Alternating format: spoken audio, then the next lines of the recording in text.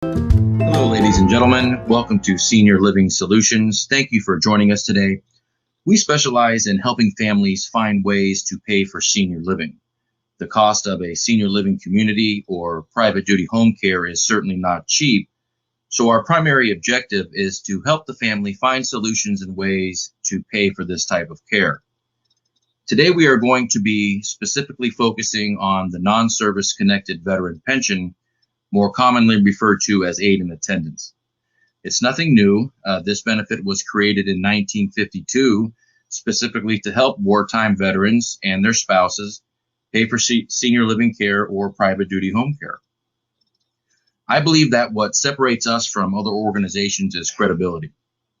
Over many years of helping veteran families obtain this benefit, we've been fortunate enough to have put together a phenomenal team of experts that assist our veteran families through this complicated process.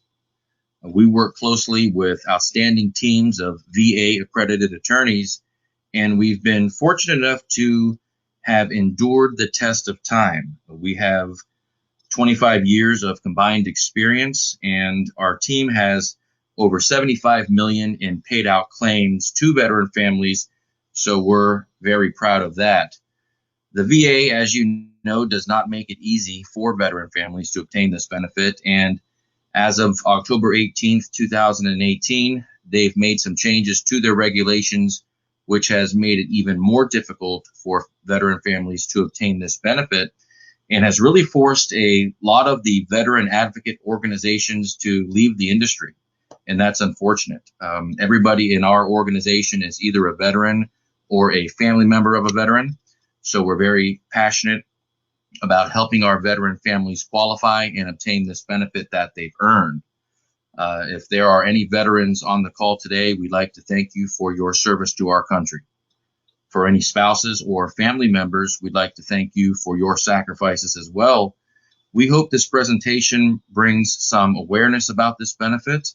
We hope to explain this benefit and process in a way that you have not seen before. And we want to show you why we feel that we are the organization for you. It's never been more necessary for a veteran family to work closely with an advocate than it is today. And we want you to know that we can still help your family obtain this wonderful benefit, even with the new rule changes. So let's go ahead and get started. Again, we're talking about the non-service connected veteran pension. It is a monthly pension, a federal program that can offer wartime veterans and their spouses a pension payment from the Department of Veterans Affairs. The term survivor's pension is the same benefit, but it pertains to the surviving spouse of the wartime veteran. The term aid in attendance is used to describe the maximum amount of benefit the claimant can receive. There are actually 3 levels to this benefit, to this pension, aid in attendance being the highest level. It's more commonly referred to as aid in attendance, and from this point on, a lot we will refer to it as aid in attendance because that is the benefit that we seek for our families. Again, it was established in 1952 specifically to help veteran families pay for long-term care needs, such as assisted living or home health care. And over 30 million wartime veterans and or their surviving spouses are potentially eligible for this financial pension. The problem is they don't know about it, and that's unfortunate.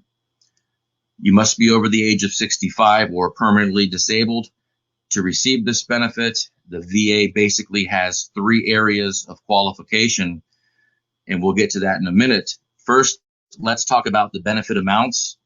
The MAPR is the maximum annual pension rate. Okay, it's the maximum amount that the veteran family can receive in pension. And all of these amounts, again, as I mentioned earlier, reflect the highest level of pension, which is known as aid in attendance. And of course, again, all of these benefits are tax-free. So you can see that these are tremendous benefits. And it's a benefit that the family and the wartime veteran has earned. So we're very passionate about helping them obtain this pension. In order to receive those benefits, the VA has 3 areas of qualification. The first is the veteran had to have been a wartime veteran, meaning he or she must have served at least 90 consecutive days of active duty. One of those days must have been during a period of war. The veteran must have received a discharge other than dishonorable. If we're dealing with the widowed spouse, he or she must have been married to the veteran at the time of passing and must have never remarried. Very important. Here are the wartime dates. I want to bring your attention to Vietnam in country. From February 28th, 1961 through August 4th, 1964, basically that 3-year period is the only period where the veteran had to have served in country in Vietnam, boots on the ground. These other periods, the veteran could have been active duty and stationed anywhere in the world. Only from this period of February of 61 through August of 64, Vietnam, did the veteran actually have to serve in country. Very important to understand that. So the first area of qualification is wartime service. The second area of qualification is we have to show the VA that the veteran or surviving spouse is receiving and paying for third-party ADL assistance. ADL stands for Activities of Daily Living. And what do I mean by that? The VA has a list of ADLs, and in order to receive the full aid and attendance, the claimant must be receiving help with at least 2 of these ADLs. And for many, many years, we operated off of a very short list of ADLs. Due to the new rule changes in October of 2018, they have increased it to what they are now calling IADLs, which is Independent Activities of Daily Living. So they did make it a little bit easier from a medical standpoint. Here is the list that we have been working with ADLs for many, many years: bathing, showering, personal hygiene, dressing, mental therapy, physical therapy, toileting, ambulation, and nursing services. Because we are conservative, because we don't want to give the VA any reason to delay or deny a claim, we still work off this list. In other words, we make sure that our families are receiving assistance with at least 2 of these before we apply. Now, they have opened it up a little bit to IADLs, medicine management, yard work, transportation, cooking and cleaning, laundry, those types of things. But in order to be safe, we still make sure that these assisted living type ADLs are being provided no matter where the claimant is living, okay? And the reason why we do that is because we want to make sure that the cost of this care, the cost of the community or the cost of the private duty home care, is going to be used as a medical deduction against the claimant's income. Because if the VA doesn't allow an ADL, they won't allow the medical deduction. So the veteran will eventually get declined for having too much income, and we don't want that. This care is documented by the caregiver. It can be, and I'll get to this in a minute, it's called the Care Expense Statement Form. The VA is very particular about making sure that they have this type of form. In other words, if you just go and list something on an application and don't document it properly, they again then won't allow that medical deduction, which is crucial, as you'll see in a minute, to the veteran receiving the full amount of aid and attendance. Okay, so the care expenses statement goes in. The veteran can be living in assisted living receiving this care. The veteran family can receive the care in home and have private duty care. They have to be paying for it. Don't forget, they have to be receiving the care and paying for the care. A family member can provide this care other than the spouse. If the veteran or the surviving spouse has a son or daughter that is willing to provide the care, the VA will allow the veteran or surviving spouse to pay the son or daughter to provide the care. Same with a friend, same with adult daycare. The veteran can also, or surviving spouse, be residing in independent living. Even when they're in independent living, we want to make sure that 2 of these ADLs are being provided. We want to make sure that we're going for the full aid and attendance amount. and we don't want to give the VA any reason to delay or deny a claim. So sometimes when we have a family in independent living, receiving independent living type care, we will ask a family member, a son or daughter, to come into the community, provide additional care, get paid for it, and the additional care will be usually 2 of these original activities of daily living, just to make sure that the family is insured the full amount of aid and attendance. Of course, nursing home, if they get to that stage, a lot of times they go on Medicaid. That's a different issue. But if they are for some reason paying out of their pocket for the nursing home, then the VA benefit will still apply in a nursing home, assuming obviously that these ADLs are being provided, which they will be in a nursing home. The third area of qualification is based off of income and assets. And this is where some of the rule changes have come into place as of October 18th, 2018. Right now, the VA's website is showing that countable income is how much you earn, including your Social Security, investments, IRAs, any type of income that you receive currently, fixed monthly. Pretty much they take into consideration all sources of income. They do allow, as I've mentioned earlier, certain medical deductions, and we'll get to that in a minute.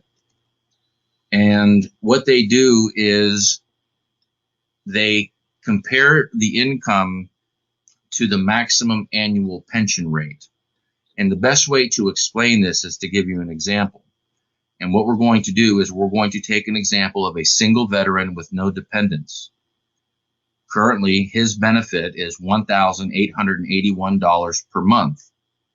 Essentially, what the VA is saying that this veteran's fixed monthly income must be below the $1,881 per month in order to receive the pension. And I'm going to show you how that works, okay? They want to make sure that the income is below $1,881. So let's take Bob for an example. Bob is a Korean War vet. He's living at home. We have up here the maximum annual pension rate for a single veteran. This is the annual figure, but we're going to focus on the monthly figure because the VA refers to it in a monthly manner. They pay it in a monthly manner, and a lot of people understand their monthly income a little bit better sometimes than they understand their annual income. So we're going to focus right here on the MAPR, which is the maximum annual pension rate for a single veteran. The maximum pension Bob can receive is $1,881 per month. Remember, this is the income example, so we're just focusing on the income. We have to make sure Bob's income is below $1,881, and how do we do that? Don't worry about the 5% right now, but we're also going to pretend that this area right here is the local VA, because I think it's important for families to understand what happens or what could happen and what has happened many times to many veteran families over the years when families go to the local VA to obtain this benefit. There are only 3 pension centers for this benefit in the United States. There's one in Philadelphia, St. Paul, Minnesota, and Milwaukee, Wisconsin. The local VAs primarily deal with other benefits such as health care or disability or hearing and dental and vision and those types of things. So we also want to stress the importance, not only this income example, but the importance of making sure that the family has an advocate, because you'll see why. So here we have Bob. He's a Korean War veteran. He's living at home. He has $1,400 per month in Social Security, and he receives a pension from, let's just say, the post office for $700 a month for the time that he worked there. Bob's current total monthly income is $2,100 per month. Well, Bob hears about this benefit, and he and his daughter Mary head over to the local VA. And the local VA representative starts asking Bob some questions. And when Bob gets to the income, the local VA representative says, Bob, what is your monthly income? And Bob says, well, it's $2,100 per month. I get Social Security and a pension.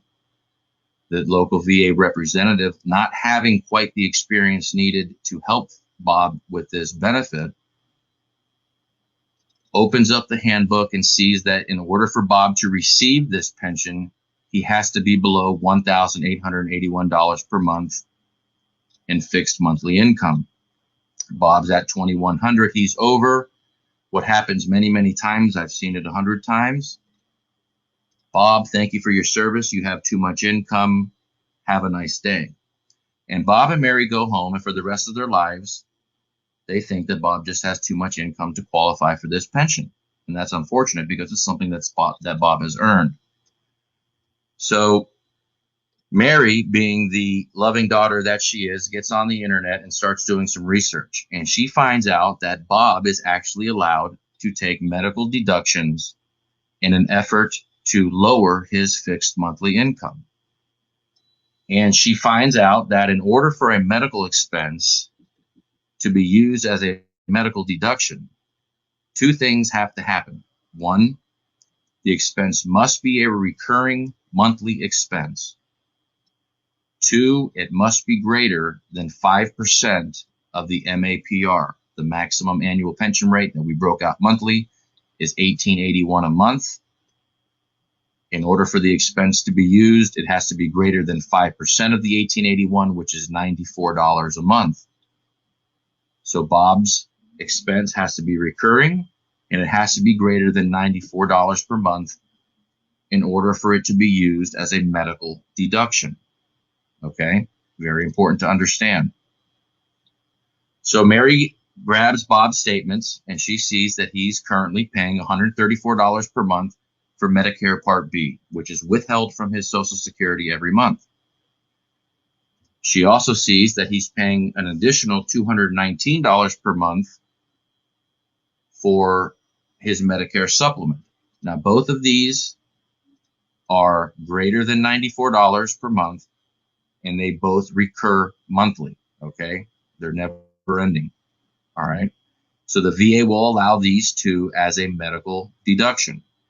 So Mary takes out her calculator, she adds the two together, and she gets $353 a month, which in her mind is allowed to be deducted from Bob's income. However, the VA has an internal formula that they've designed that is going to then take that $94, the 5% of MAPR, which is $94, and subtract it from Bob's $353, which allows him a full medical deduction of not $353, but $259 per month, okay? And that's the formula that they use for income. So then they will take Bob's initial income of $2,100. They will subtract his allowable medical deduction, which is $259, and that comes up with $1,841 per month. So Bob's IVAP, which stands for Income for VA Purposes, IVAP, his new fixed income, his income that he can report, is no longer $2,100. It's $1,841 per month, which brings him below the 1881 MAPR. Okay, so in Mary's mind, she's just accomplished the impossible. She's gotten Bob from 2100 down to 1841. It's below the 1881, so she and Bob go back to the VA. They explain this to the representative. The representative says, you know what, you're right, I apologize. Here is your application. And Bob and Mary go home, they fill out the application, they bring it back to the local VA, and then the local VA then sends it off to the appropriate pension center. Remember, there are only 3. And then for the next 9, 12, 15 months, the VA drip mails on Bob and Mary saying, we need this form, that form, caregiver form, doctor form, fiduciary form, that form, this form. And I've seen it go on for as long as 2 years and still end up in a decline, and it's unfortunate. But let's just see what happens to Bob, because Bob then waits 12 to 15 months and finds out that the IVAP, his 1841, the number that Mary got down to, is actually subtracted from the benefit amount of 1881. So the VA says 1881, minus 1841 equals 40. Bob's benefit is $40 per month, and he waits 12 to 15 months to find that out. Okay? Any positive income is subtracted from the benefit amount. So Bob started at $2,100. Mary used the deductions after they reduced the deduction to get him below the 1881, but it was still positive 1841, so they subtract it from the benefit. Any positive income is subtracted from the benefit, but the reality of the situation is that Bob doesn't even receive the $40 per month because he's living at home and he's not receiving the proper and paying for the proper ADL care. Okay, so the reality of the situation, I know this was the income example, but the reality of the situation is that Bob does not even receive the $40 because he's not paying for the proper care. And that's unfortunate. And very often when families end up at the local VA, things like this happen, and it's unfortunate. So that's why it's more important than ever for a family to work with a team of experts when trying to obtain this benefit, and you can see why. So let's see what happens. 2 months go by, and Bob's situation is still the same. He has his $2,100 per month, but Mary and Bob agree that Bob's health is deteriorating a little bit, and he's now in need of additional care, and he needs to go into an assisted living community. So Mary starts visiting some assisted living communities, and the cheapest one that she can find that will provide the care that Bob needs in Bob's area is $2,900 per month. Well, right now, they can't afford that. Bob's only bringing in $2,100 per month, plus he has those Medicare supplements that he has to pay for. So there's no way he can afford the $2,900 per month cost at the assisted living community. However, while Mary and Bob were visiting the community, the director told Mary and Bob about the veteran pension and about senior living solutions. And Mary says, oh, well, we've already been down that road. A couple years ago, we waited 12 to 15 months and ended up in a big fat decline letter. So the director says, I assure you, call Senior Living Solutions. They can still help. So Mary gives us a call, and we go over everything with Mary and Bob, and we determine that, Bob still has the 134 Medicare Part B, the $219 Medicare supplement. So we then recommend that Mary start providing the care for Bob, and that Bob pays Mary that $1,841 per month for the care that Mary is providing. And Mary has to help with 2 of those ADLs that we mentioned earlier: bathing, showering, dressing, walking, personal hygiene, physical therapy, mental therapy, etc. Mary doesn't necessarily have to bathe Bob, but maybe she stands over in the other room a couple times per week when he goes to bathe to make sure he doesn't slip and fall. Maybe she helps lay out some clothes, tie some shoes. The cost of this type of care is so expensive that the VA does not have a problem with Mary providing the care as long as Bob is paying her for it. Okay? And what we've now done is we've now created an additional medical expense, which is greater than 94, and it recurs monthly because Bob's paying Mary monthly for that. Okay? Now, once Mary receives the money, there's things that she can do. It's kept in the family. Okay? And because we average 60 to 90 days, maybe she only has to provide this care for 2 or 3 months, and then they'll have enough money to make the move into assisted living, as you'll see. So we now list the 1841 as a medical deduction. We document it with the completion of the care expense statement that Mary completes. The VA knows right away going in that daughter Mary is providing the care and that Bob is paying her for it. Okay?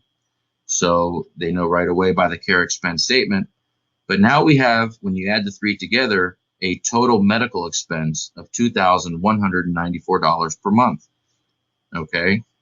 And the VA does the same thing. They take the $2,194, they subtract the 94 MAPR, which gives now Bob $2,100 of total allowable medical deduction. Well, his income is $2,100. His now allowable medical deduction is $2,100. So Bob's IVAP, his income for VA purposes, is now zero. We've zeroed it out. Okay. The VA does the same equation. They take the amount of the benefit, they subtract any positive income or the IVAP, which is now zero, which leaves $1,881. So Bob's benefit is now $1,881 per month. He's received the maximum annual pension rate of aid in attendance, $1,881 per month. Okay, which now he has enough money to make the move into the assisted living community. He still has his $2,100. We've now increased it, the VA pension, by $1,881. His new monthly income is $3,981.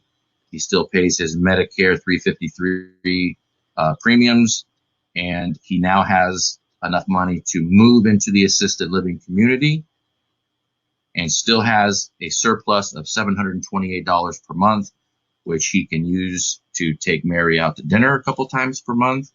He can gamble it at bingo night with his buddies. There are absolutely no restrictions to what Bob can or can't do with that money. Okay, so we've taken a situation where Bob was caught between a rock and a hard place. We've been able to help families get the money that they need to make the move into the assisted living. Point is you have to have that medical deduction in order to zero out the income.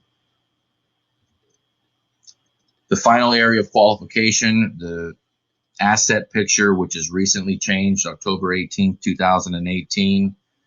Right now, the VA's website says that your yearly family income and net worth must meet certain limits set by Congress. Basically, just having been in this business for so long and working with such a fine team of experts, the total asset value for a family household combined should be below $127,000. Okay, that's not talking about the home. We'll talk about the home in a minute. The home is exempt when you apply, so we're not focusing on the value of homes right now. We're talking about stocks, bonds, mutual funds, checking accounts, savings accounts, money markets, CDs, annuities, IRAs, liquid assets, those types of things. Okay, so generally speaking, the total asset value should fall below $127,000. And again, the best way to show you how this works is to give you another example. It's a little bit shorter. Bob's situation, again, same thing. His income is $2,100 per month, but we're going to focus now on the annual side of things because we're talking about the assets. All right, so his annual income is $25,200 per month. The cost of the assisted living community, as we mentioned, is $2,900. So his annual medical cost is $34,800. Remember, we're not taking the VA pension into consideration here. We're just talking about Bob's fixed monthly income from Social Security and pension. Okay, he brings in $25,200 annually, and the cost of the community is $34,800 annually. Bob now, in a different situation, has total assets of $140,000. Okay, well, he falls above now the $127,000 of limit that the asset value should fall below. He's over it.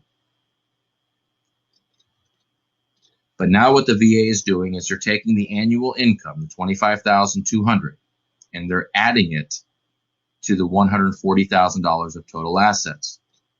This gives Bob $165,200 now of total assets. But what they will allow him to do is deduct the cost of the assisted living community up to the amount of his income. Okay, so even though the cost is $34,800 annually, they will now allow Bob to deduct what he just added on, bringing him back to $140,000 of total assets. Okay, so what Bob does is he transfers those assets, $20,000, let's just say, to a family member or to an irrevocable trust or something of that nature. And now the VA has a 3-year look back period on the change of ownership or transfer of assets. That does not mean that Bob has to wait 3 years. They have an equation where they will take the 20,000 and they will divide it. Right now in 2018 is 2,170. That may change here in the future, so you always want to check the numbers. But right now it's 2,170, which means Bob, because of this $20,000 transfer, essentially would have to wait 9 months before he could apply for the benefit. Now, there are things that Bob can do. This is why it's so important to work with an advocate.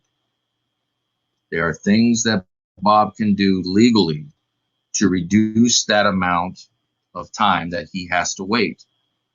Okay, we work with very qualified teams of VA accredited attorneys that can provide various options to the family that will help them qualify more quickly, okay, within the law. So it's very, very important to seek guidance of a VA accredited attorney in a situation like this, especially if we're dealing with the primary residence as well, because the primary residence is exempt when Bob applies. He does not have to disclose the value of the home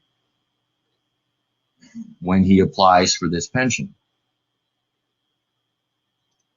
Having said that, if 6 months go by or a year goes by and Bob and Mary decide to sell the home, and one day $150,000 is deposited into Bob's checking account because of the sale of the home, then every year the VA is going to do a check or want an update on income, assets, medical expenses.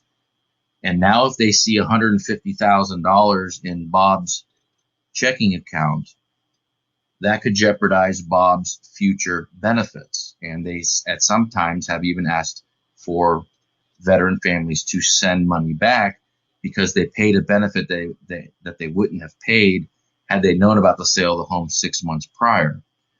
So it's very important for the family to seek the guidance of a VA accredited attorney, especially even when dealing with the house, so that they can live comfortably, obtain the benefit, and not have to worry about selling it or renting it.